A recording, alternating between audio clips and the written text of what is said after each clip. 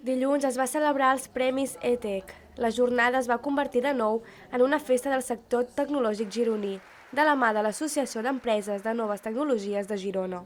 A partir de les 5 es lliuren els Premis ETEC, que farà una cerimònia en dues parts amb una petita pausa, i després ja entra un còctel networking. I a partir d'aquí la gent ja farà networking i, per cert, tindrem també l'exhibició d'una rèplica d'un Fórmula 1 de Ferrari a escala a tamany real, i també tindrem 2 simuladors de curses de cotxes perquè la gent pugui jugar una miqueta. Són simuladors professionals, o sigui, simulen perfectament les condicions d'un cotxe de curses, i a partir d'aquí la gent podrà gaudir una miqueta mentre pren alguna coseta i també fa contactes de negocis.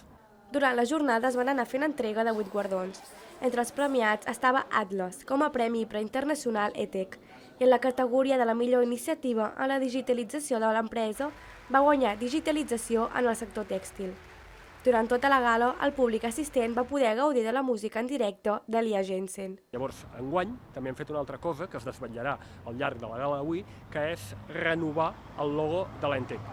Es va fer un concurs que va tenir els mateixos terminis que els Premis ETEC a la resta de les categories, que això, evidentment, s'ha fet aquest any i no es farà durant uns quants anys més per tal que el logo segueixi mantenint vigència durant unes quantes edicions.